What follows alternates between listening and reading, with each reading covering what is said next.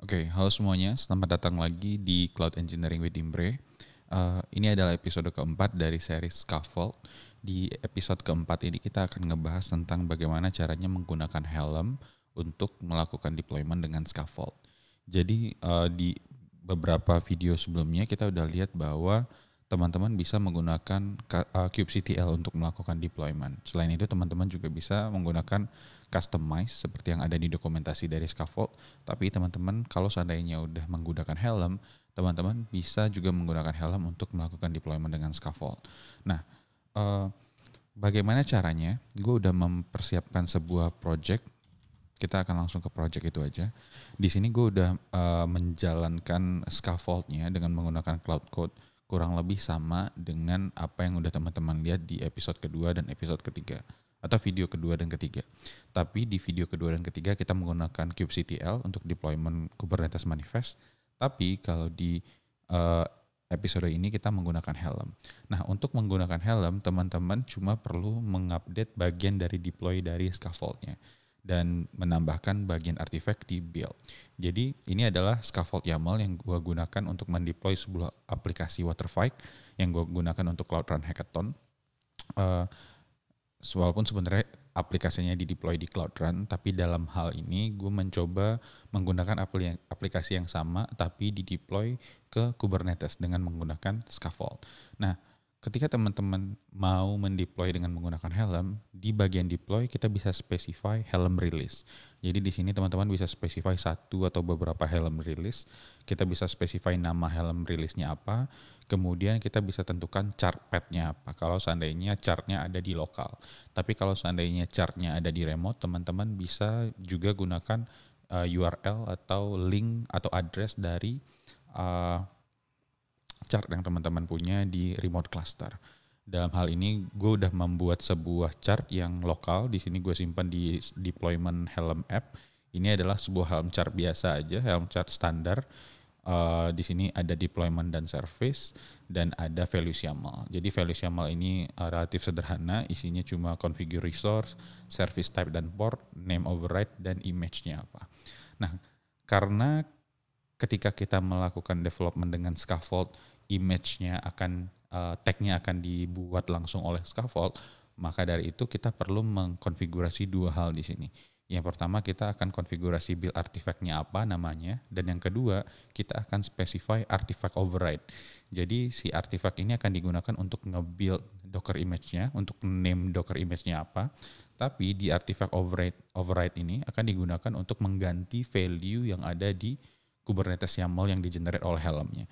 Jadi karena di sini di deployment YAML ini gue menggunakan Helm template untuk nge-construct image name-nya, values-nya di sini ada image dan tag di sini.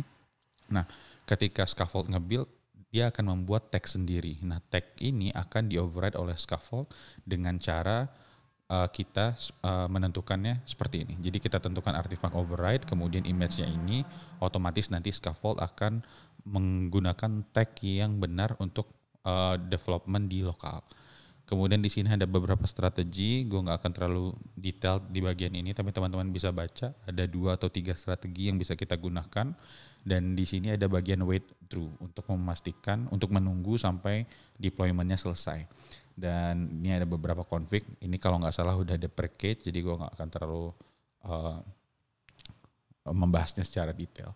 Dan di sini profilnya sama kurang lebih, teman-teman nanti bisa explore sendiri. Tapi intinya dari deployment dengan menggunakan Helm ini teman-teman cuma perlu mengupdate deploy Helm release. Nah, kalau teman-teman ingin melihat lebih detail di dokumentasinya, teman-teman bisa ke sini. Ada Helm, scaffold pipeline stages, deploy Helm. Di sini di bagian bawah ada scaffold YAML configuration. Nah, ini adalah semua konfigurasi yang bisa teman-teman gunakan ketika teman-teman ingin mendeploy Helm.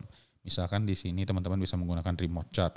Kalau teman-teman punya chart yang dengan URL tertentu, atau teman-teman bisa pakai values file, atau bisa menggunakan values seperti kalau kita nge-run Helm install, kita bisa specify min set kalau nggak salah. Dan kita bisa configure beberapa hal lain juga. Misalkan kita bisa specify namespace-nya apa.